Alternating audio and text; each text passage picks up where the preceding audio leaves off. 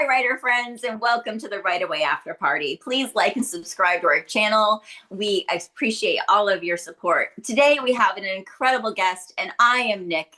And I'm Cath, and I have the privilege of introducing Dr. Brian King to you today. Dr. Brian King trained as a neuroscientist and psychologist for the past decade and has traveled the world as a comedian and a public speaker. By day, he's very much conducting seminars, presenting nationwide, and has helped thousands of people each year on positive psychology, the health benefits of humor, and stress management. Hey, we can use that at the right away after party, can't we?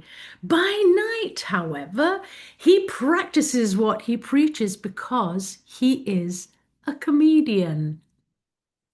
I think that's a brilliant marriage of neuroscience and psychology to be a comedian and an author. It's like, how many hats do you wear, Brian?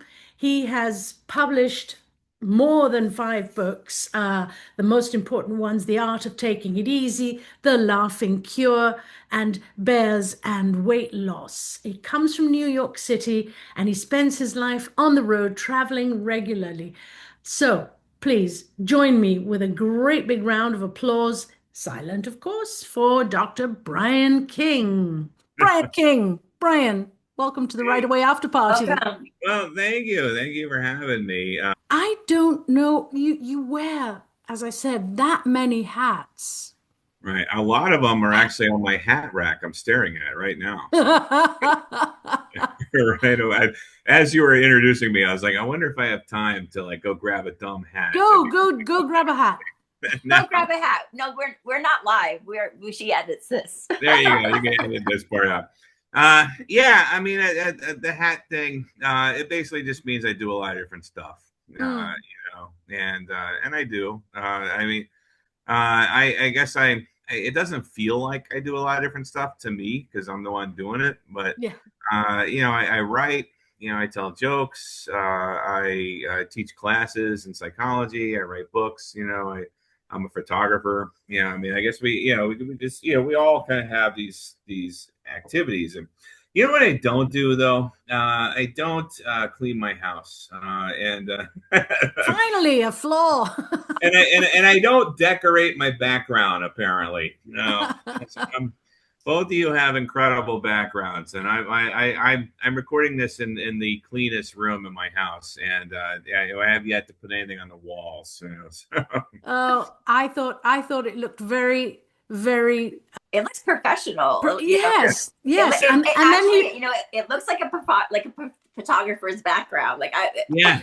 But like if I really want to say like, hey, I'm a photographer, then I should have like pictures that I've taken, like yeah, yeah. or I'm a writer. I should have like posters of my books or whatever.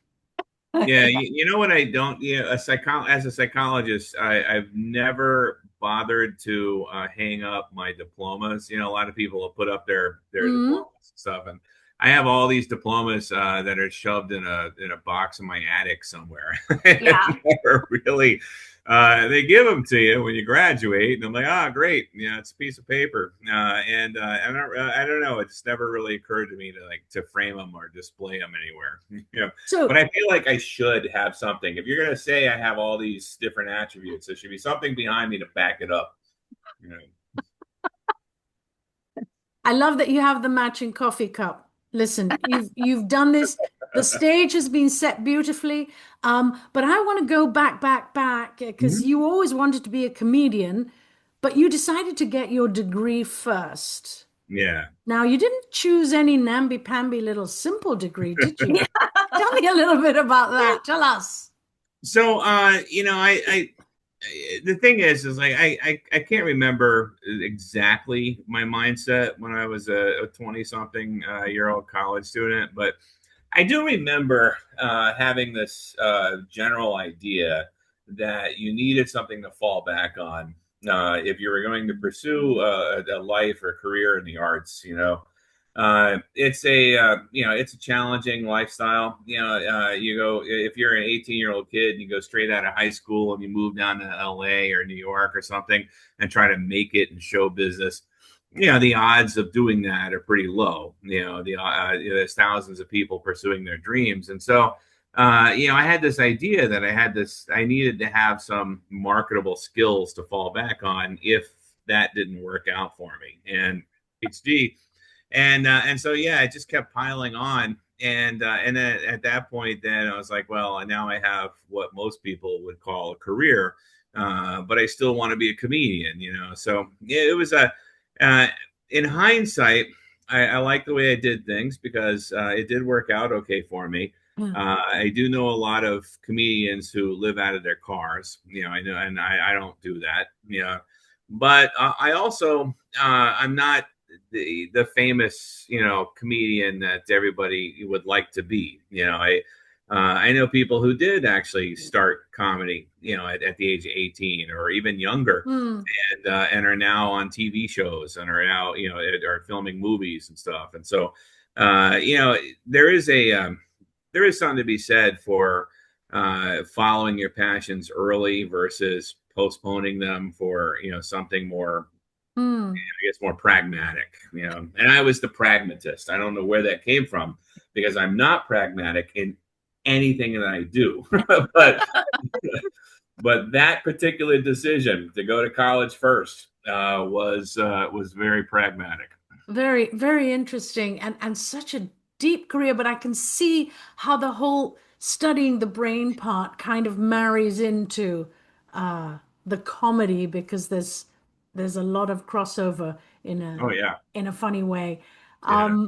Do you write your own, I don't know, do you as a comedian, do you Mm-hmm. write a script and then study it?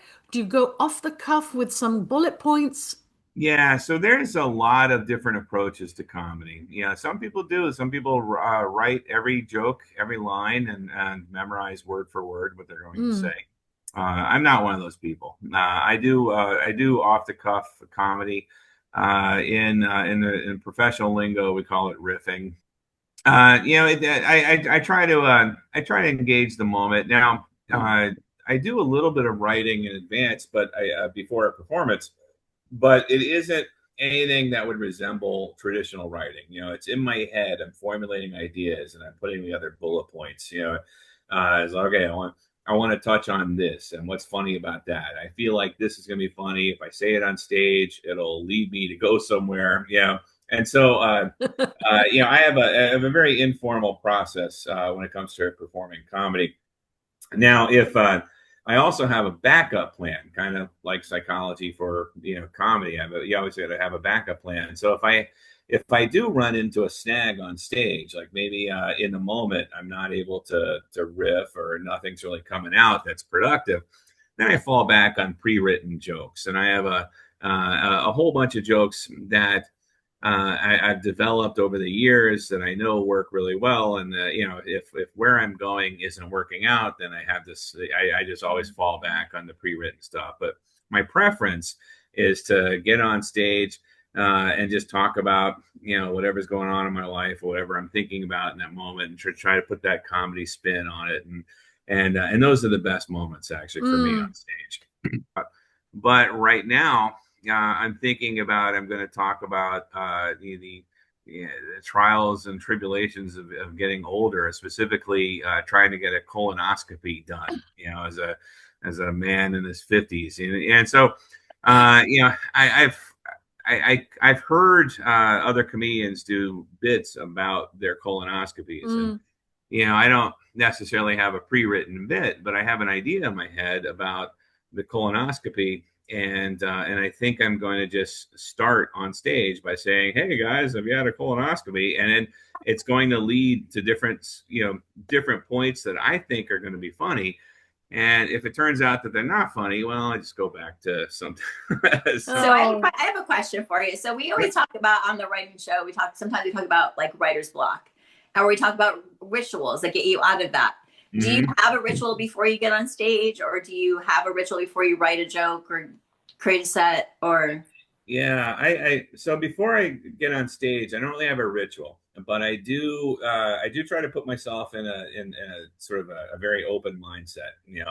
Almost if you're familiar with mindful meditation, I try to put myself in a very calm state. And speaking about stress management, of course, mindful meditation ties into that. But I try to put myself in a really calm state. And I also try to put myself in a very loose state. And so regardless of how I'm emotionally feeling before a set, I might do some basic stretches with my neck, I just start to shake it out of my whole body. Just to kind of loosen up. And that is that's not necessarily ritualistic, but it is something I do just before hitting the stage every single time. Other practices that I have, I don't drink before I hit the stage. Some comedians do. They'll they need it for their nerves, or maybe they feel like they're funnier if they've had a drink or two. I need my wits. I need to be able to think clearly as an improviser, and so I won't have anything that might potentially impair me before I get on stage. I also scan the audience, and try to get a feel for them, get a feel for who's sitting where and what the dynamics might be. But that takes a lot of vulnerability to be able to hyper listen and then it's tough. pivot. I actually sort of evolved to this performance style because I have a pretty bad case of attention deficit disorder, and as I was growing up, and getting a doctorate and all that, you have coping mechanisms that you develop. And so I developed my way of coping with education, or coping with ADD to get an education. With stage, it developed into this form because I would actually go through the process of writing out jokes and having little notes and all that, and then I would completely forget to tell them, or I would get on stage and I would forget to look at my notes, or I would forget to refer to them, and so I had to abandon that practice and come up with something that works better for me. I love that. It's kind of like you and I, Cath, that we don't outline. Like we just kind of we really just go for it when we write our books. We kind of know a little bit, but we don't really outline that much. So it's outlining does actually help me. I see that. Yeah, if you know where you're going and you just start, getting the words out, that's great. Yeah. So talking about getting the words out and moving into the book part of your life, do you have more than 5 books published? I think that might be it. Let's see. I have The Laughing Cure, which was my first traditional published book.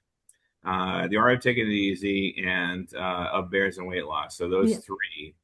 And then I have another one that I published independently called A Field Guide to the North American Bloody Mary, which is just, and let's see, number 5, Frozen Coffee Melting was it was like another independently published one. And I actually took Frozen Coffee Melting off of the market because every time I would pick it up, I would find errors. It just bothered me. I was like, oh, how did I miss that? Or how did the editor miss that? So that one might come back out under a different title. But yeah, there's those 5.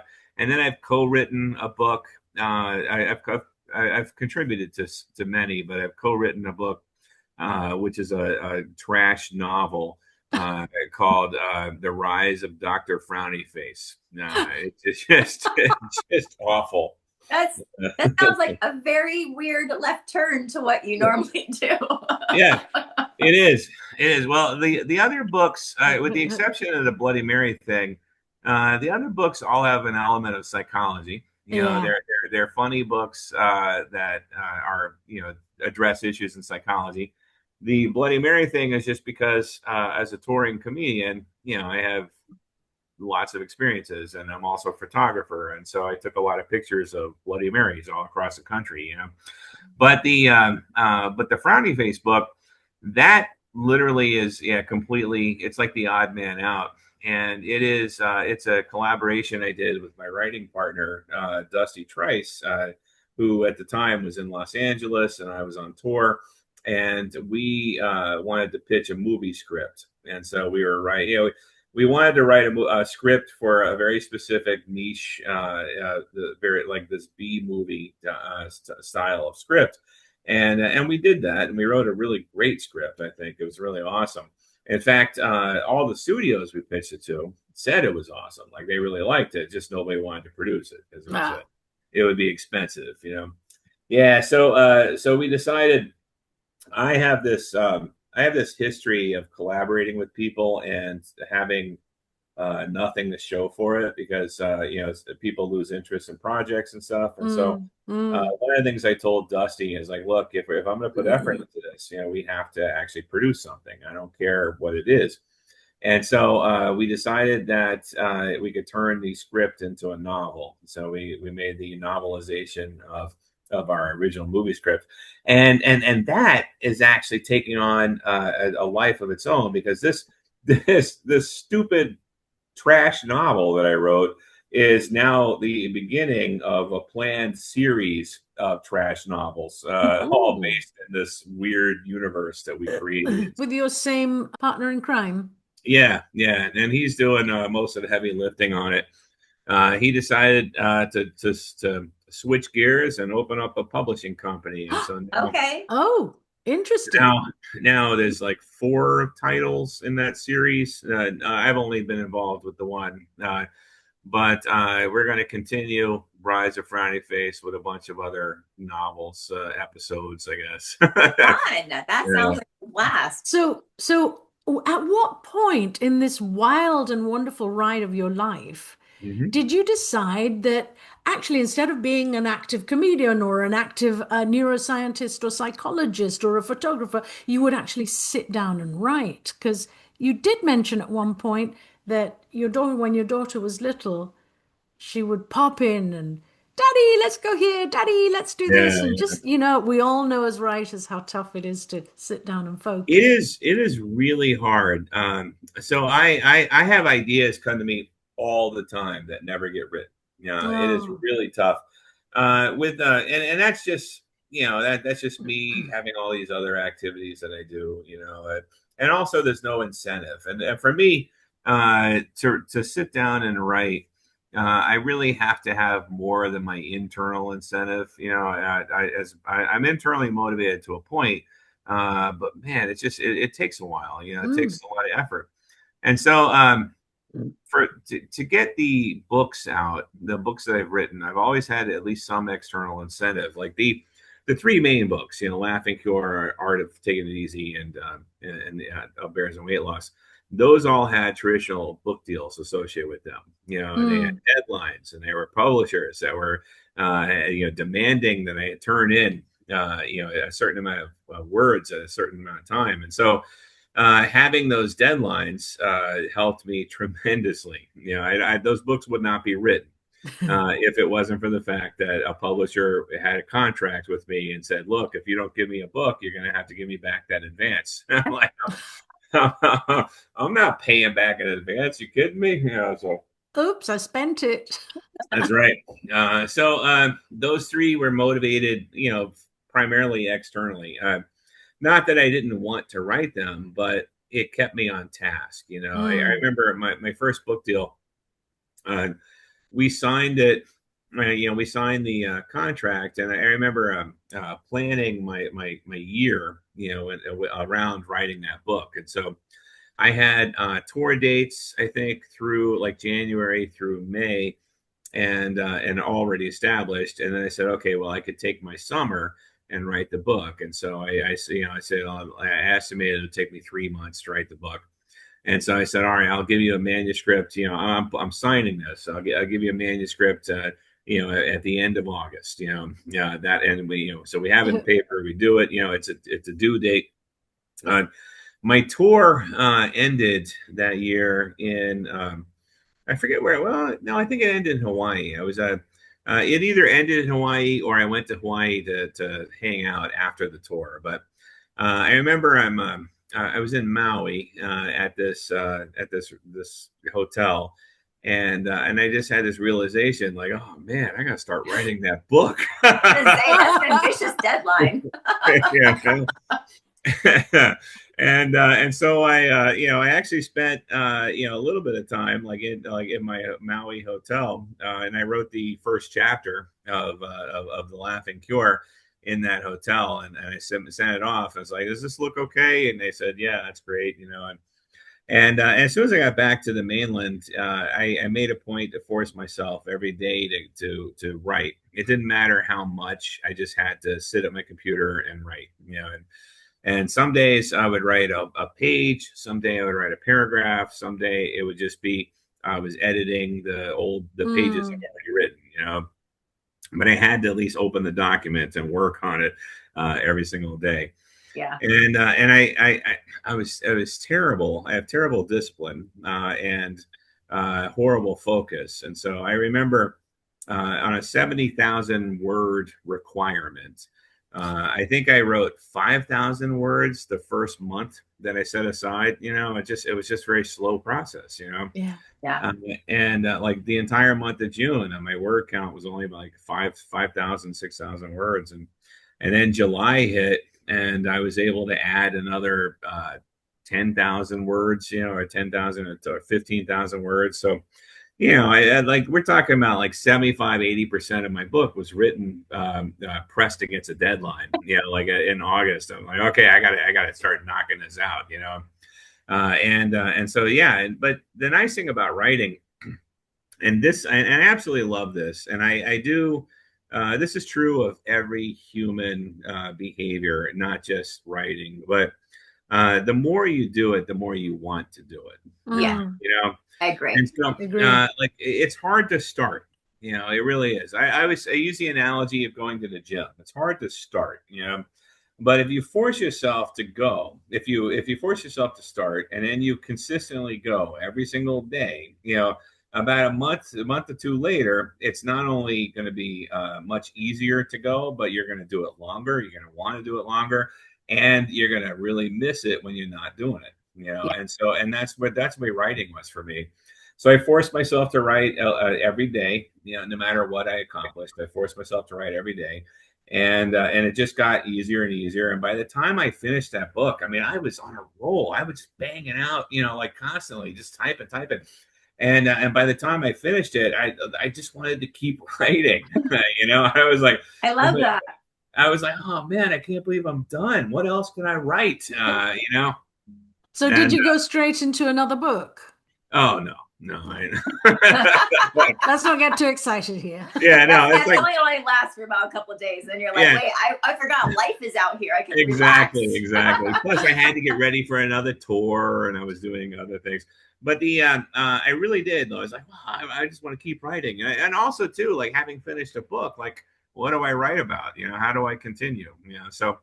And I put it down, and then and not writing every day again for a couple of years. When the time came around to write another book, and I had to go back through that whole process. Force myself to write.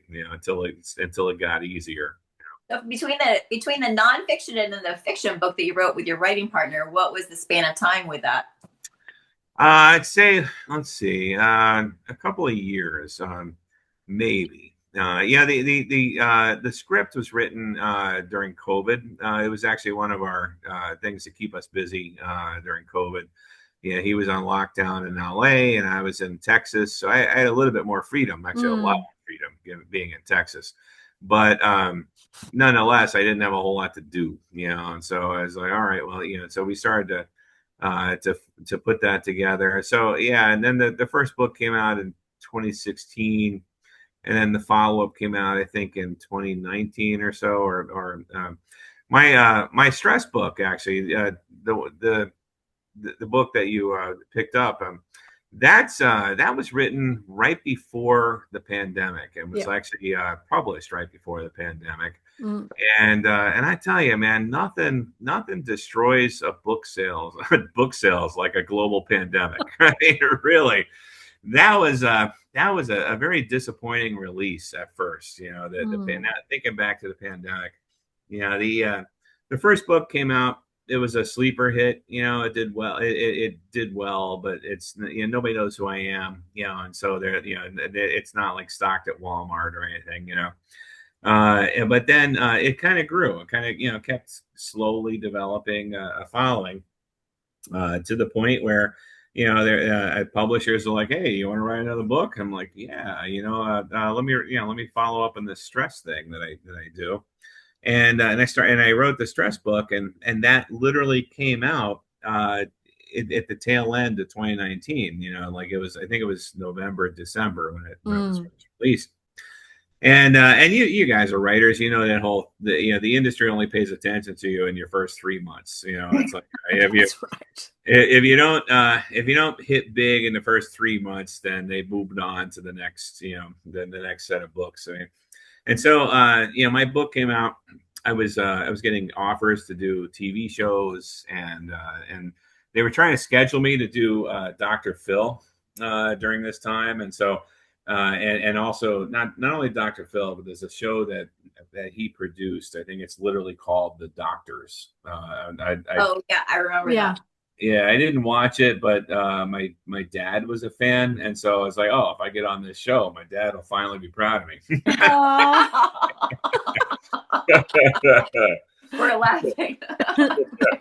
We're laughing. But yeah, and so I already had some plans to go to Argentina for a month, and so I was going to spend the holidays down in Argentina, and so all these plans were going to happen when I got back from Argentina. I didn't want to break up my vacation and fly from Buenos Aires to LA to film a TV show, even though in hindsight, again, maybe that was a better choice to try to do that. But I was like, all right, well, when I get back from Argentina, can we schedule that? And so we started scheduling everything. And then of course, right after Argentina, COVID hit. Everybody's on lockdown. All my TV appearances were canceled, and the book just kind of it just fizzled. It would be maybe 6 or 7 months until it found an audience, but it never got that media push that it was looked like it was going to get. Which it would have been really nice to be on the Dr. Phil show. And now you're on the Right Away after party. Yeah, exactly. And now I have this podcast. Who needs Dr. Phil, man? He's just a glorified podcaster anyway. There you go. And some of your books are translated into other languages. Did you have a hand in that, or not at all? No. So the publisher does contract with international publishers, and then they arrange for the different translations and stuff. And it's funny to me because I know what my book says in English, and I'm like, how does that make sense to, like, say for example, it's in Korean. My book's in Korean, and it's available in Korea, and I just think about like these the overall message I know is going to translate, but the specifics, like the jokes. The little jokes and the references, like how is innuendos that at all?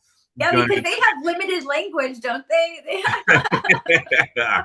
I don't even know. What does a duck have to do with a truck? I don't get it. Exactly. They're like, what is all this? And so it's mind blowing. Also, some of it's a little, it's about me. It's about my life. I use my own life as examples. And so it's just amazing to me to think that there are people like on the opposite side of the planet who are reading stories that are about me and doing things and my family and stuff. And I'm just like, it's mind blowing to think about that. What do you do with the vulnerability of that? How does that translate in your life? It didn't affect me all that much at first. So I've been somebody who's been striving to be publicly recognized my whole life. But where it hit me though was with my family. Because after my books are out there, then I haven't achieved the level of fame that it's been annoying or anything, but I have I started to think about it, like what if what if, and I started to think about like my wife and my daughter and other family members, and so and having that in my mind actually contributed to a lot of my edits for the follow-up book. No. Oh. The follow-up book is the of Bears and Weight Loss, which is, if you were to read all of my works, you would arguably say that it is the most personal of the books. But I also was very aware of the fact that the last book was an international bestseller and it went all over the world. And I do, you know, I wasn't so concerned about my own privacy because we still had this lifestyle where we moved around all the time, you know, and so. You know, I wrote the book while we were living temporarily in Denver at an Airbnb, you know, so it's not like somebody's going to go to Denver and look me up and find me, you know, and like, I read your book and it was it, you know. But you know, settling, it creates different possibilities, you know. You have some stalker fan out there, you know, it's like, you know, and you wrote about this, but you know, I don't want that. I don't want to ever have like a confrontation with somebody. Yeah, that doesn't sound fun. Yeah, like, I read your book and I did everything you said, and I'm still messed up. You know. Yeah.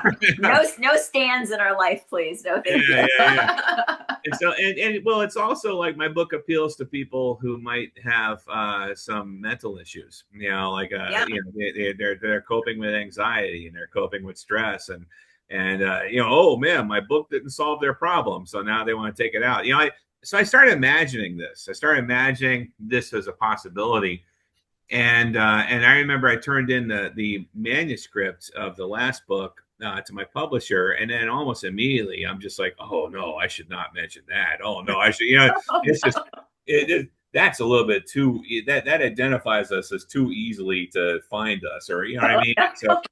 So then I'm like going back and editing, and I'm like, oh, I can't say that. And I don't know. I don't like having to censor myself out of fear. Yeah. But I'll also say that part of that is also because of what happened during the pandemic. So the last book was written post-pandemic, and during the pandemic, a lot of comedians were having their careers destroyed because of something they said, you know, like 10 years ago, or you know, or something. And so, you know, I was like, oh man, I don't want anybody hunting after me and picking up this book. And, you know, so, I mean, I don't want to think that way, you know, when I write. And so that was very frustrating. Ultimately, the book I published and you know, even with all my little minor edits, like it's still very personal and I'm still very proud of it. But I just didn't like that several months of rewrites where I was just kind of thinking about like these worst case scenarios. You know, I don't want some lunatic, you know, reading this book and having life not work out for them, and then they blame me, and you know, and my not only am I listed, you know, in this book, but also my wife and my kid, and you know what I mean. It's just I don't want to subject anybody to that stuff. So that was a weird thing to have to even consider. You know, that I totally relate to that. I have a serial killer book, and I'm so trepidatious about publishing this. And I'm like, I don't want serial killers going like, I really resonated with your book. yeah, your book inspired me.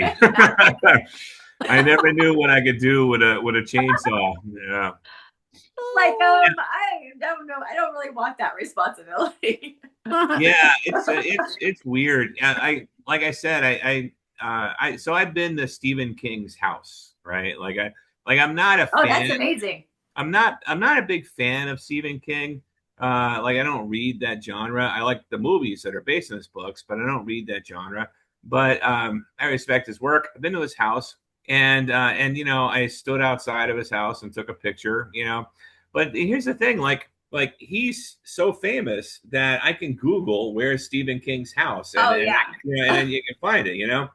And I will most likely never achieve that level of fame. I don't think it's even possible for a new. I mean, like, I don't know. That seems invasive.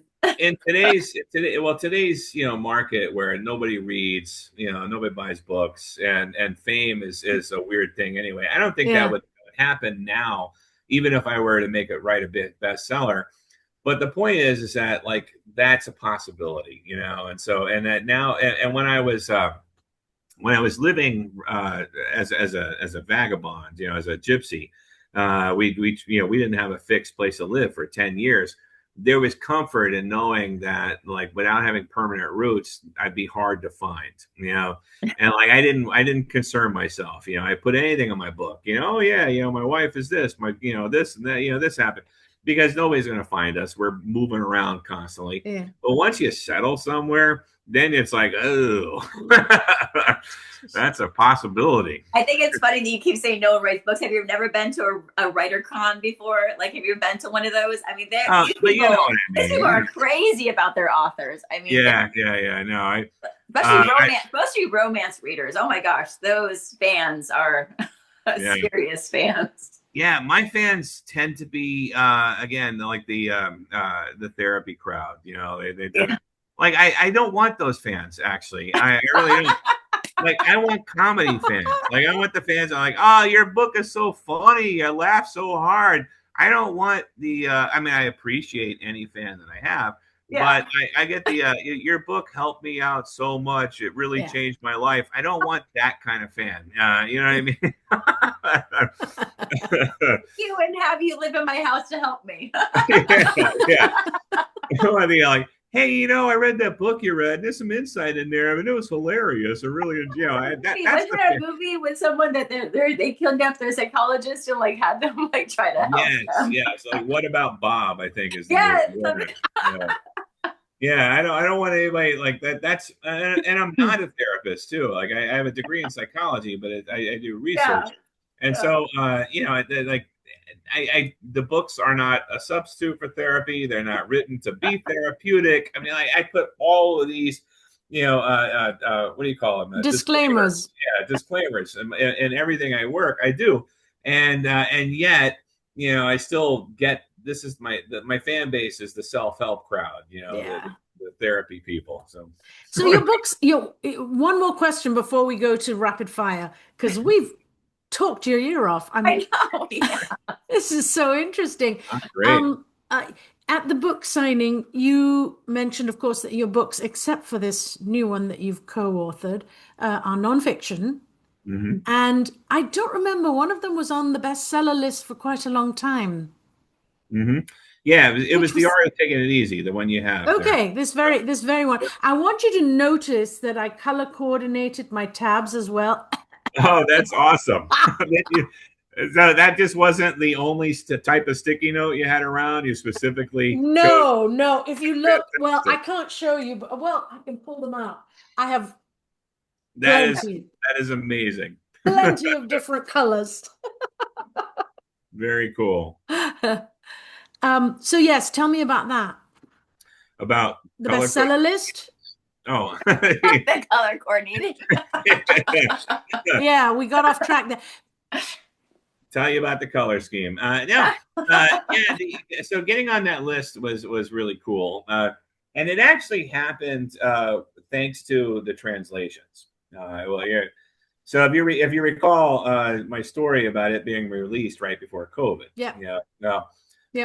a massive amount of buzz, at least in my opinion, for this book before COVID. Like I said, I'm talking to the Dr. Phil people. I'm thinking that this is, oh my God, this is really going to be a career changer. This is it. Yeah. This is my entrance into the upper levels of awareness. And then of course the COVID happened, and not only do people stop buying things, but they really stop buying things. And I always joke, it's like, books by unknown authors, like that's the last thing you're going to buy, when you're struggling for other things. And I say people really stocked up on toilet paper, though. Hey, I was like, if only we'd have printed this thing on 2-ply, I think that, just for using it, No, actually, no. Yeah, it's not. And I read a little, use a little. Exactly. To be honest, I still think that's a pretty good idea. It's like because you're sitting there on the toilet when you read anyway. You finish a page. But it didn't. COVID literally killed all the momentum that had been built up for the pre-release, the press stuff. It got really, and so not only was COVID stressful for the obvious reasons, but I also had a failed, what I thought was a failed book, thanks to COVID, and so what the interesting thing about that book and what led it to be ultimately successful was that the international translations that those contracts were already signed before COVID. And so they just like I said earlier, like if you have a contract, you feel obligated. Well, they were obligated, and so. But they pushed it back so that none of the markets would release until they were comfortable, doing so. And so it took about 6 months or so before the translation started to happen and before they started to be marketed. And once that happened, though, because the book hit, and I think the reason why it hit was probably because people were tired of the pandemic. They were 6 months into the pandemic, and they're exhausted, they're tired, they're comfortable in their adjustments they've made to their life, and probably a lot of them are a bit stressed. Here's a new book about stress management, that came out. And so one of the first countries that it really went big in was Germany. It shot up, and as the German release, they would send me numbers every week, and it's like, oh, you're number like 6,000 and books. I'm like, oh, 6,000 is actually pretty good when you consider there are thousands and thousands of books in circulation, And then the next numbers I get, number 500. I'm like, wow, I'm in the triple digits. That's amazing, And then when I got into the double digits, I was amazed. I'm mind blown. Exactly. I can't believe I have a top 100 book, That's amazing. Awesome. And then it just rapidly shot up to the top 10.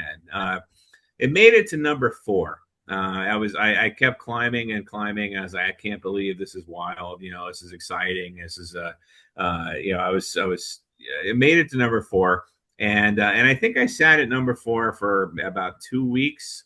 Wow. Before it started to drop down, and it started to drop with the release of Barack Obama's book. I think Barack Obama's book came out in 2000 or 2001, or whatever this was. I think it's 2000. I'm terrible with dates. That's okay. Oh, 2000. What am I saying? 2020, you mean? 2020. Oh, you were following along. We understood. Well, I love that you're following me because we're all in that same mindset, But yeah, no, it's something happened in COVID. We all kind of those dates are really fuzzy. Oh gosh, it was such a mind-numbing. Yeah. It was a mind-numbing time. It's 6 years later, and I still kind of have some remnants, of what happened. Yeah, I agree. So it's 2020. It's 2020, and I just looked it up in another window. Barack Obama's book came out in 2020. His book was called A Promised Land. Yeah. And that book kicked me out of my spot. Well, imagine. Like immediately upon release, he's number 1. Well, his advance needed to be paid off. That's true. But here's the thing that I do have a grudge against Barack. So we're talking international, the international rankings, right? And when they do international rankings, they consider each translation of the book to be a different book. And technically it is, right? Like the German version of my book isn't the same thing as the English version. You had a different contract too, didn't you? Have a different contract and everything. Yeah. But like they're all individual books, and so Barack Obama's book hits number 1, the English version. Number 2 was the French version. Number 3 was In other words, like he occupied like 3 or 4 spaces in the top 10, and that's what kicked me out. Yeah. A worthy opponent. Yes.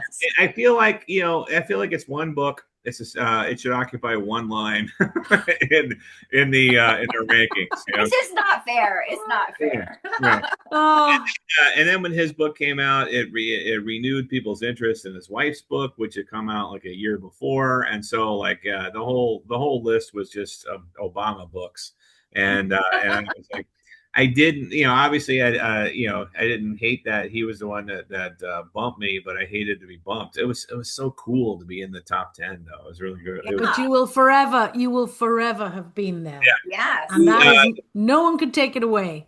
The German publisher sent me a plaque, and that's one of the few things I have hanging on my wall. I have a plaque. I don't have my my PhD hanging on the wall, but I have this metal plaque that says I was proud of it. You're proud of your book, and I think that's admirable. I mean, Yeah, absolutely.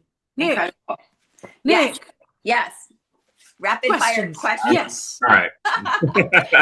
we're trying to. We are a podcast. We have to eventually stop talking, I guess. It's been such a pleasure, though. Oh my gosh. Yeah, likewise. Oh my gosh, this has been so much fun. I've learned so much. So fascinating. Okay, so rapid fire questions. Some of them are going to be pretty easy. You kind of answered some of them. Okay, so where is your favorite place to write?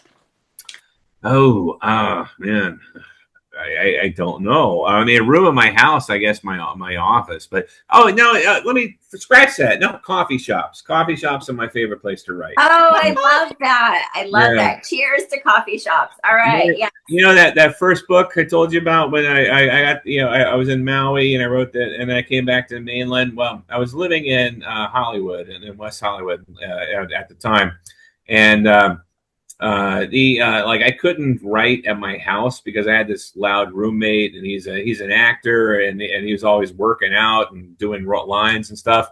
And so I found myself finding coffee shops where I could just plug in my computer and sit for hours and hours. And I always figured if I did make it somewhere to the point where this mattered, I would release these are where these are the coffee shops of LA where my book was written. I think you should still do that. That's an awesome idea for a book. I think that's an amazing idea for a book. And who doesn't like to write in coffee shops? You can eavesdrop, you can ad lib. LA coffee shops are great because they're all full of creatives doing creative things. North Carolina, really not that much.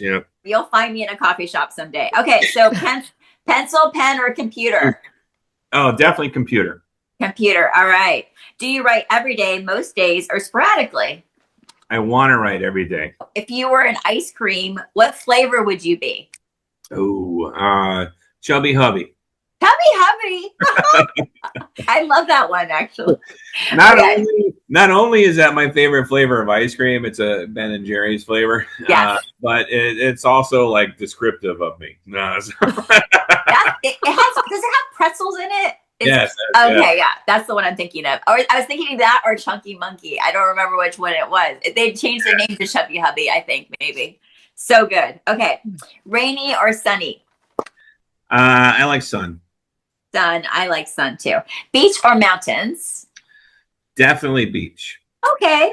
Definitely beach. Dogs or cats? Oh, I have one of each, and I love them both for different reasons. I really like dogs because of their personality, but I also hate them because of their personality. Like my cat is so cool and chill and never gets me mad. Meanwhile, my dog is a spaz, and I probably get mad at it at least once a day. Low maintenance cats. Okay, Here's a serious question. No, it's not serious. I'm just joking. If you could meet someone from your past, your personal past or historical past, who would that be? Actually, there was this is a pretty real answer, but I had a professor when I was in college who not only inspired me but also influenced probably 90% of all of my research after that. As I went to grad school with a head full of ideas because of this guy, and I pursued these ideas in my graduate research, and I never had any communication with him after I left college. And then in my last book, I actually wrote a couple of chapters that were very inspired by this by this work that I had done. And then I thought, well, I'm writing a book. I'll look him up and see if I could talk to him. And he had passed away already by the time I started writing that book. But yeah, his name was Devendra Singh. And he was a brilliant professor at the University of Texas when I was there. And had a profound impact on at least my ideas and my mind ever since then. So I would love the opportunity to say hi to him. I love that answer. So profound. Oh my gosh. Well, you would have made his day as a former teacher. Yeah, that's what we live for. He's definitely proud of you in the atmosphere of life that we live in. Dr. Brian King, it has been absolute pleasure. Absolute pleasure. Thank you. Yeah, no, it's been a pleasure as well. This has been a good time. I appreciate it. Well, I'm glad we had you on the podcast. And writer friends, please like and subscribe to our channel. This has been the Right Away After Party. I'm Nic. And I'm Cath. And this was Dr. Brian King, known as Brian. Go check